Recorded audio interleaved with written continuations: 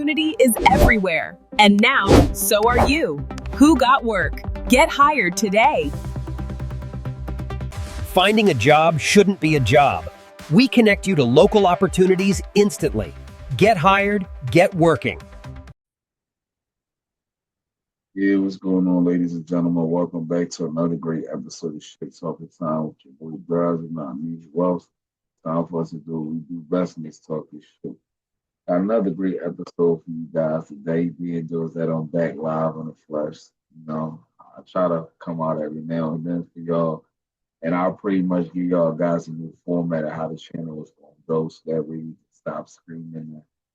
And, most likely throughout the week, we're going to do all shorts. It's predominantly shorts because to me, I like doing it that way. That way, I can dig deeper into the short videos that I release and give y'all my full dive in. You know what I'm saying? And then I'll release one full episode each week. Probably be falls kind of lengthy a little bit because I gotta push in all the topics that had to go out the week. We try to do a format that gives y'all at least 3 shorts per day. I mean, I'll be having like 10 topics to put out, but I don't want to seem so spammy and shit. Just keep pushing all these videos out all day long. That's just not how this thing will ever work. So, but time for us to get to the game. What we got on the ballot for today? We got Lil Durk up. As y'all know, his trial just started a few days ago. There's been a lot of fireworks going on already. I mean, it's mainly been jury selection, so on and so forth. I know they have been throwing, Jim under the bus, saying that he's been a co-conspirator with the quite some time. That's probably cooking, but we'll get back to that in a second. Other than that, it's just been a lot of little, random things going about which we'll probably attack. And the usual people are still beefing. I don't know if you guys have seen, but Wack 100 is friends with Big Meech. Yeah, man, we're going to talk today. It's going to be a hell of a Friday night, you guys, but let's get to it. Okay, Lil Durk trial started a couple of days ago. And like I said, right now they still going through the bases. I don't know if none of y'all have been booked. And with the trial, they show faces, and then now begins jury selection. So right now, I think they're going to do jury selection, and then after that, probably the middle of next week, we'll start to see, arguments and so on and so forth. Now, so far, they're saying that they have a corroborated witness, which is allegedly OTF Jam. Now, as the time progresses on, they're painting OTF Jam as something like a 5K1, pretty much meaning his last arrest, he walked out working for them. So his purpose was to, take you to bring Durk down. That's what they're saying, but it doesn't really fit the bill. And it doesn't really make sense because they're saying things like the video or like Risky and a couple other joints, which we all heard me talking shit and we were like, I need to tip them how they use them or trying their best to use them.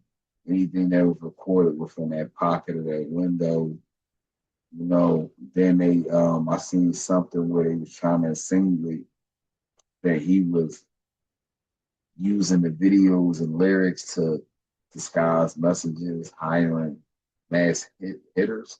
So I guess they were saying he was using language in his music to where he was letting guys know that might have a problem with Quando Rondo that might be from another part of Georgia or even another part of the city he's from. Letting them know that if they get rid of him, they can collect. I mean, to me, they making him sound like a super genius. And at the end of the day, I don't think he would be sitting in the federal penitentiary if he was a super genius. So this is where I'll be like, okay, this is like what y'all see, which is the federal public smear. Because the feds can't just come right out and say, Yeah, we're gonna use some ethical tactics. We're gonna let people know. We're gonna use his reputation as an advantage. And then we're gonna bleed this against people who know that or think he's a monster. And then we're gonna paint that. Because none of this could be true. This is what's being released. And I'm not even gonna solely blame it on the feds. This is what's being released to the public. So for me, that's kind of crazy.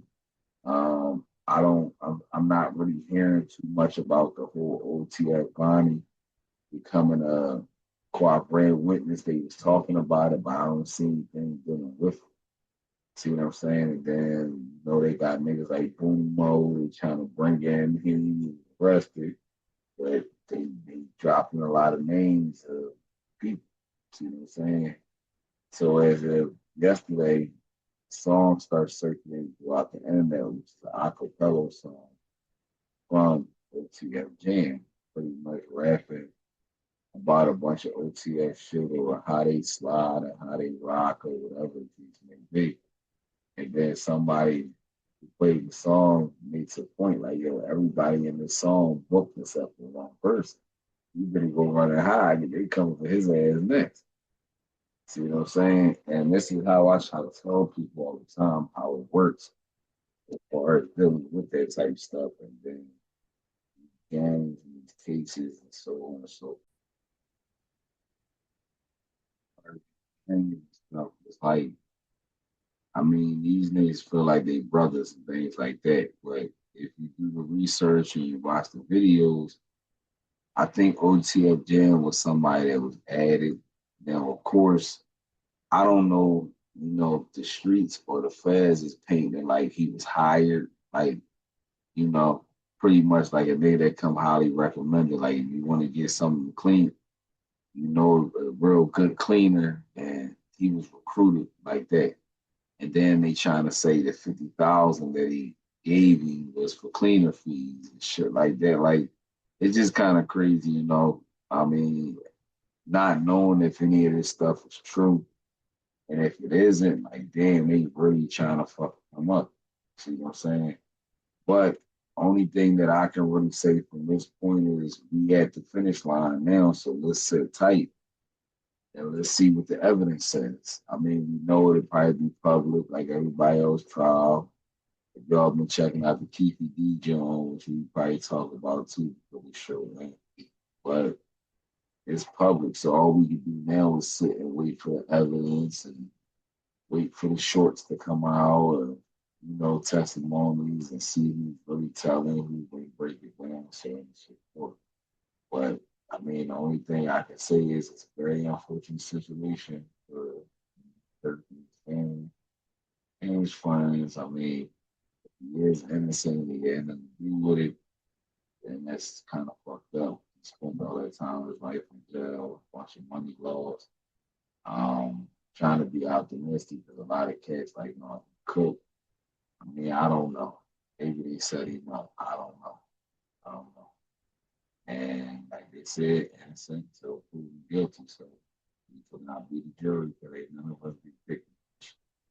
So let's just sit back and watch the trial and see what comes out of it. But moving on to the next topic is this whole Keefe D ordeal. I mean, people say they feel because I asked them like, I'm not saying no, a person shouldn't solely get away with murder. No, I'm not. I'm not saying. But when is it a time when it's not to trial?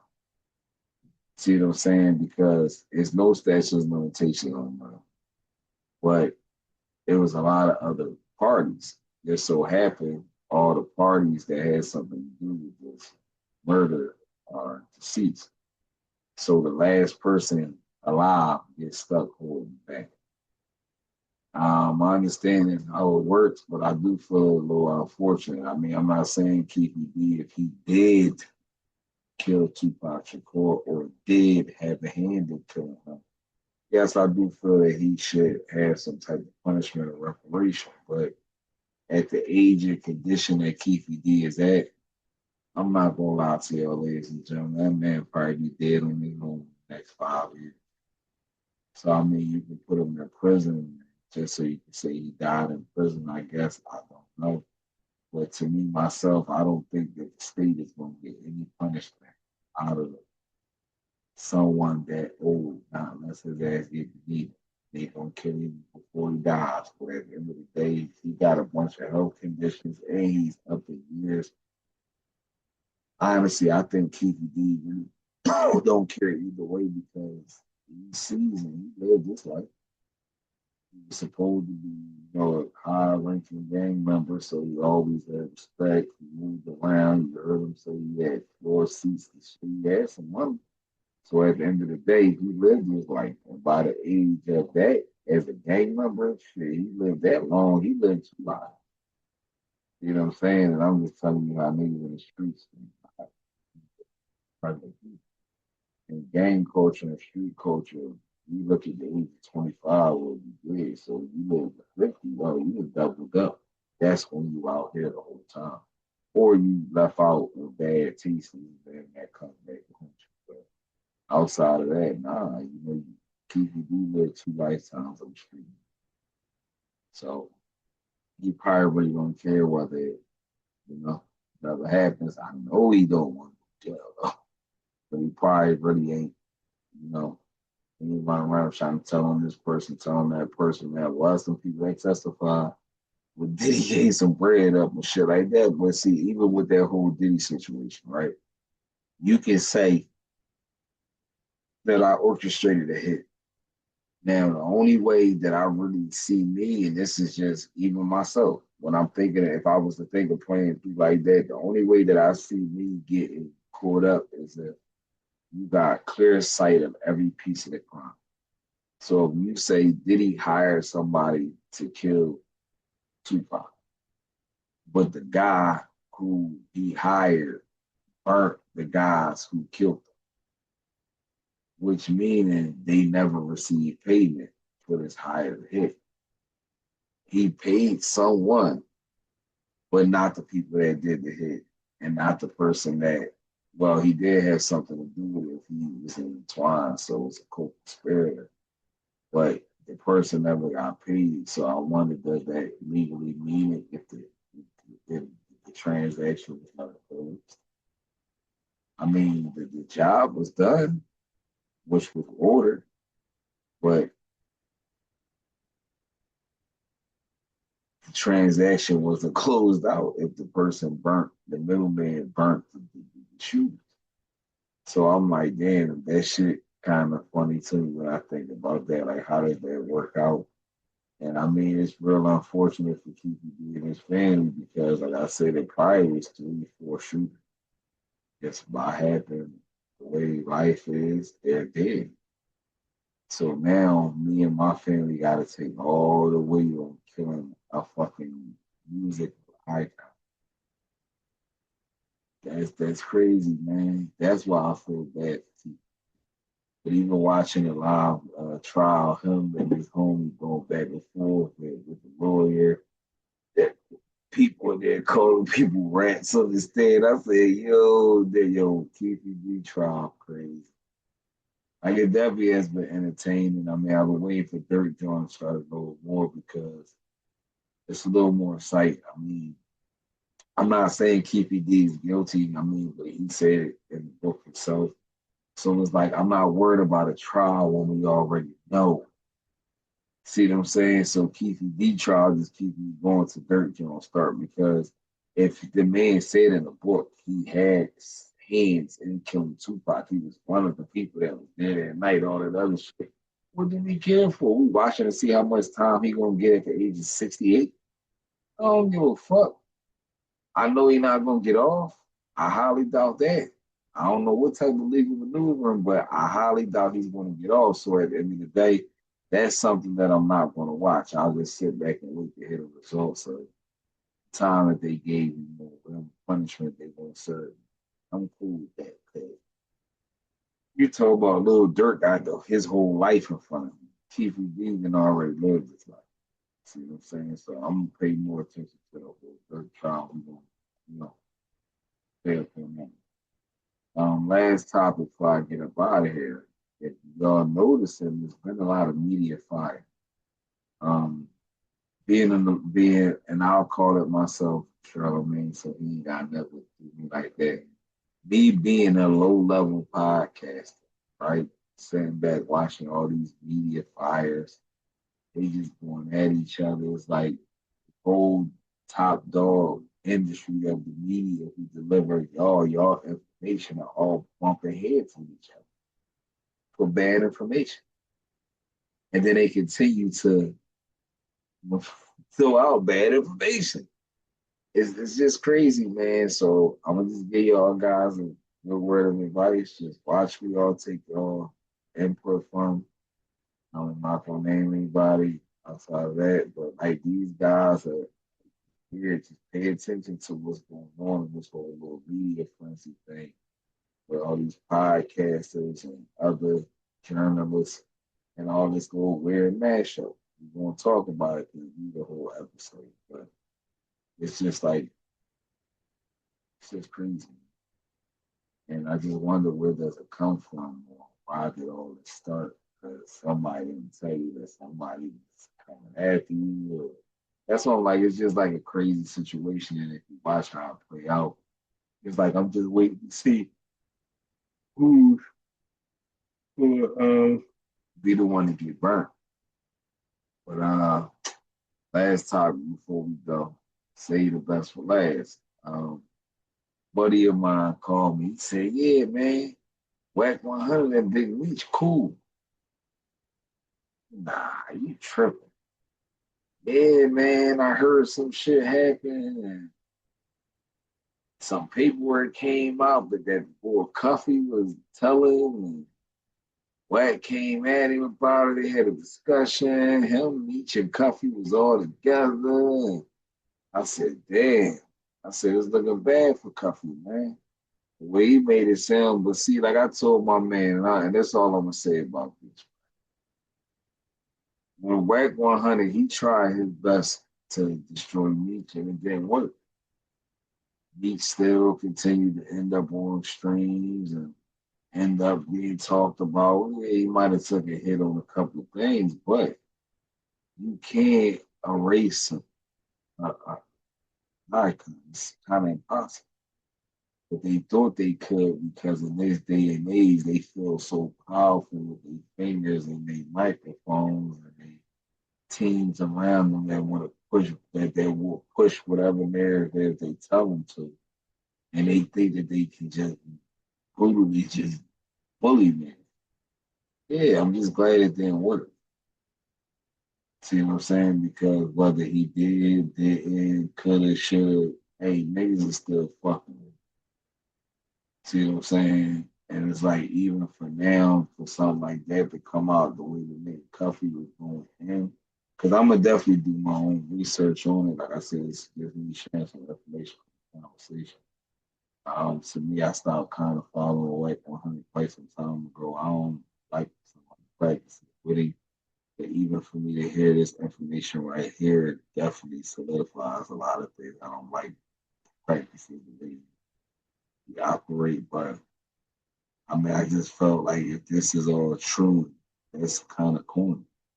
I mean, Cuffy, if he did tell on someone, all this other shit, it's like, okay, so is it a paperwork or okay, Cuffy told and Meech told, but it's what's the difference? So it's like, okay, it's cool for Wack to go hang with Meech. I mean, if I'm correct, I thought they both told. And then I even heard they was bringing Lil Durk in the conversation, talking about his safety vows and all this other shit. Like, it's just like I said, right now, this is the reason why y'all don't get a lot of content from me because I don't hate talking about this type of stuff. It's just kind of sad. It's pathetic because instead of, us figuring out a way to come together and, beat the system, we play the game with the system and just tear each other down. And I mean, it kind of does depress me a little bit on talking about certain topics. That's why I'd rather talk about them through AI because I don't have to worry about it or even making these full episodes because people prefer to be misinformed. I learned that a long time ago. So, it is what it is. I mean, people gotta just understand these type of situations in this world. This is a world where you can run your own show. You don't need anybody. You don't have to down anybody. You can open your store, and just sell your product. You ain't gotta hate on your neighbor. You ain't gotta hate on the person that do the same thing. Just make your money. And in this world, that doesn't work anymore. I guess they do what I'm saying, and then the money gets to a peak, and they want more, so they have to destroy people to make money. Can't build something bigger without destroying. And I think that's the way the world of how the theory works now. That's why so many people fight each other backs out. You see guys that were on camera together smiling, and then they talking shit about each other. One at home in the living room, the other one still on camera. It's just a sad world the way it is, and I mean, it's like it's so easy to turn us into stuff. But I'm gonna let y'all go, man. As always, if you haven't subscribed to the channel, please make sure you do. Please make sure you smash that like button, hit that notification bell too, so you can keep up with everything that we got new coming out with.